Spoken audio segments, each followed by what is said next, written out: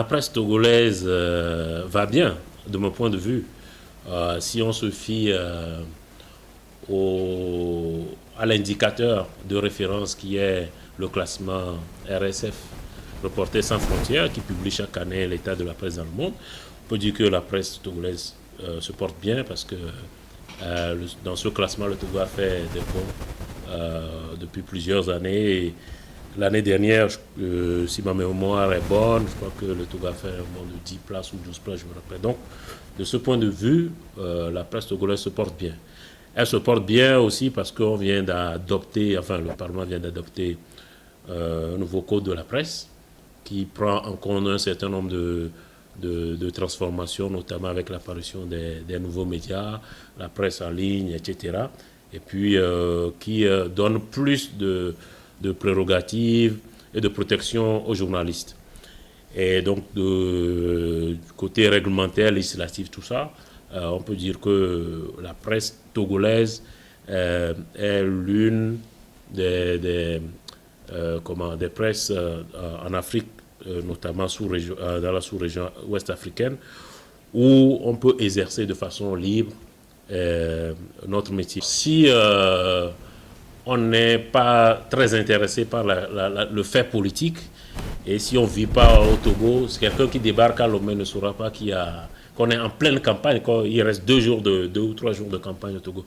Donc c'est pour dire que c'est une période assez terne, où on ne sent pas véritablement un engagement, y compris des candidats, notamment ceux de l'opposition.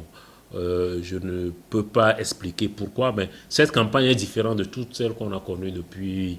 Moi, je suis un peu les campagnes depuis, on va dire, globalement 2005-2010. Celle-ci est différente. Il n'y a pas beaucoup d'engouement, il y a peu d'affiches, il y a très peu de meetings. Beaucoup de candidats disent qu'ils préfèrent du porte-à-porte. Pour des élections présidentielles en Afrique, c'est la première fois que j'entends ça. Alors, simplement pour témoigner des différentes séquences politiques qui ont cours au Togo depuis plusieurs années. Je crois que le Togo a inauguré l'époque des coups d'État en 63. On était un peu comme le mouton noir de l'Afrique ou de la sous-région, avec notamment le coup d'État, avec les modifications de la constitutionnelle pour lever notamment le verrou de la limitation de mandat. Mais il y a aussi des choses bien, des choses, j'allais dire, des séquences vertueuses qui caractérisent notre pays. Mais on a l'impression que, surtout vu de l'extérieur, le Togo n'est décrit que par ces faits plutôt négatifs. Or, il y a beaucoup de choses positives qui s'y passent. Donc, notre parti pris, c'était de raconter cela, de raconter effectivement toutes les régressions qu'on a connues, mais aussi tous les progrès que le Togo a connus et dont les plus récents sont les réformes constitutionnelles et institutionnelles.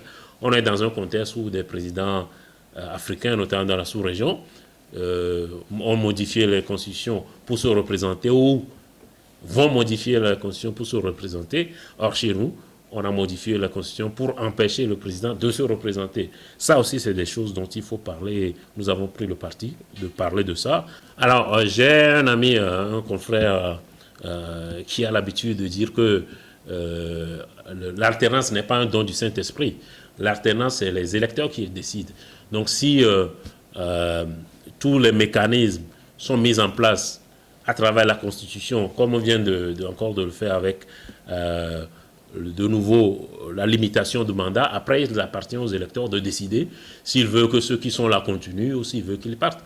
Alors s'ils veulent qu'ils partent, ils partiront. Aujourd'hui, c'est le même parti qui gagne les élections et c'est le président sortant qui se représente pour un quatrième mandat. Et on ne peut pas, à partir de cela, conclure que le Togo n'est pas en démocratie, puisque des élections sont organisées à intervalles réguliers, les opposants y participent, ils bénéficient même de financements importants pour y participer. S'ils perdent, il faut qu'ils fassent un bilan de toute leur participation à ces élections et tirer les conclusions par rapport à leur faiblesse face à un pouvoir qui, il faut quand même le reconnaître, est assez bien implanté. C'est un pouvoir qui est là depuis 50 ans. Donc, nécessairement, il est bien implanté, dispose de beaucoup de moyens et il n'est pas facile, si on n'est pas organisé, structuré, de les battre, y compris dans les urnes.